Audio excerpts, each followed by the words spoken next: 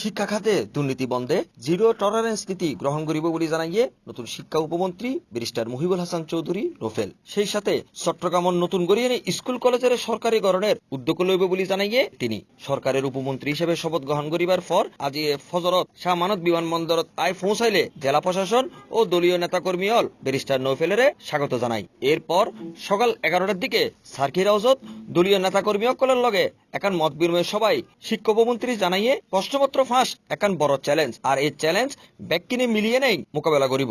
প্রশ্ন ফাঁসের বিষয়টা পার্শ্ববর্তী দেশ ভারতেও একটা চ্যালেঞ্জ, প্রশ্ন ফাঁসের বিষয়টা উন্নত বিশ্বের রাষ্ট্রগুলোতেও একটা চ্যালেঞ্জ।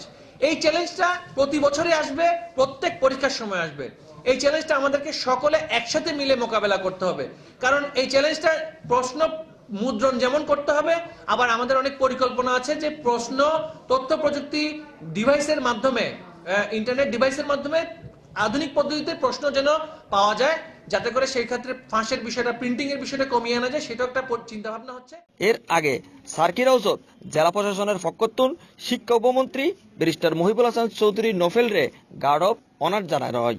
এ সময় সিটি মেয়র আজব নাসির, বিভাগীয় কমিশনার আব্দুল মান্নান, জেলা প্রশাসক ইলিয়াস হোসেন সহ আওয়ামী লীগ নেতৃবৃন্দ উপস্থিত আছিল। ইন্দি আজি এ শিক্ষা উপমন্ত্রী মুক্তিযুদ্ধের অন্যতম সংগঠক মরহুম এম এ আজিজের মৃত্যুবার্ষিকী উপলক্ষে মরহুমের খবরত পুষ্পার্ঘ অর্পণ করছে। আর এই উপলক্ষে চট্টগ্রাম মহানগর আওয়ামী লীগ আয়োজিত একান স্মরণ সভাত বক্তব্য রাখে শিক্ষা উপমন্ত্রী।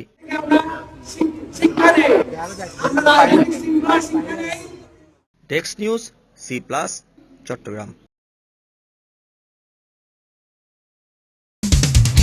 হ্যালো দর্শক, ভিডিও বেনিসুদি সাবস্ক্রাইব লেখা লাল বাটন আছে, এবেত ক্লিক করুন। আর ডাগদি উগ বেল আইকন আছে, এবেত সাবধান তইলে অনে ব্যাকর আগদি আনার ভিডিও বিগিন সাইট তারিবেন। আরা সাত গায়ে হতা হই।